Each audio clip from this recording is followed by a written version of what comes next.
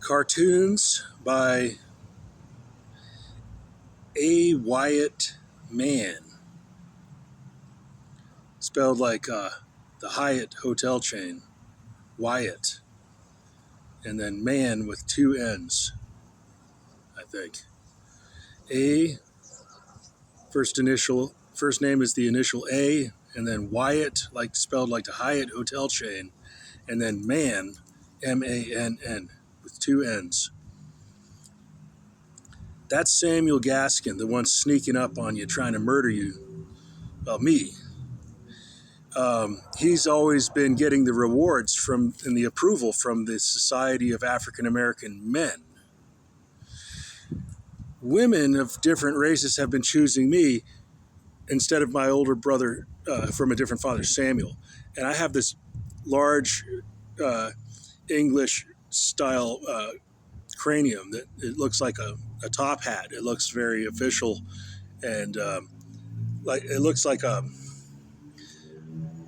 manager or a supervisor forehead. And so women have been choosing me, and then Samuel is bitter, and he has more of a sloped forehead.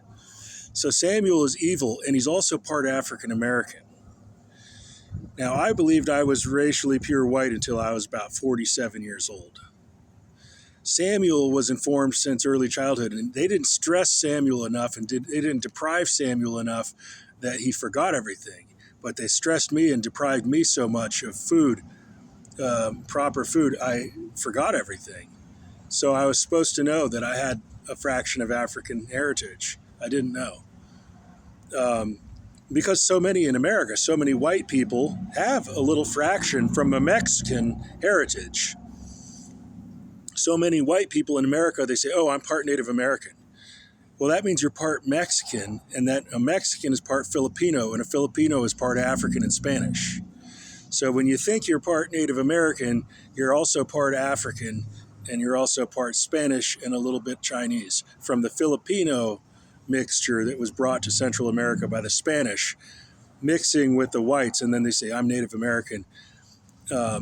They get a black-haired white American, or a white American who maybe doesn't have dark hair, but he has a little bit of a fat lip or something like this, or a wide nose, a little bit of African heritage that you see more strongly in the Mexican population. You'll see, you expect a Mexican to look like a Pacific Asian usually, and I was kind of confused. I said, well, the Mexicans just look like that. They sometimes have thicker lips and darker complexion and a little bit more coarse hair texture.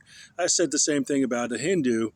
They look like an Asian mixed with a Chinese mixed with Turkish, but they also have, I figured it was Somali. They have a little bit of a bigger lips and darker complexion, and sometimes bigger teeth, and that's just Hindu. And that's from an old world Caucasian lineage that is found in Australia and Somalia. Actually, that's African heritage that the English brought recently to South Asia, and the Spanish brought recently to North America and to Central America. So there's only three races: Chinese, African, Black, and Caucasian. And then this other one that is, I thought was a fourth race in Australia, where they have straight hair and they have big lips and dark complexion. That's a fraction of African. And then the Asian fraction reduces the curly hair texture, and the Caucasian fraction reduces the curly hair texture. But they have thick lips and a wide nose and big teeth, but they have straight hair and sometimes light eye color. And they are a fraction African. I didn't think African genetics would be... I didn't think you could disassociate the curly hair texture from the mouth of an African. I didn't think you could disassociate the mouth of an African from the nose of an African. But you'll see different variations of people who have African heritage, and it's expressing one feature of African heritage and not another. So you look at a lot of white Americans, and they say they're Native American because of a Mexican fraction, and that Mexican fraction is Philippines fraction, and the Philippines fraction contains the African and Spanish and Chinese mixture. So that's why people who in America, I thought this is white people. These are white people. So I've seen white people with fat lips. Well, not so often in Europe. Not as often. More common in America.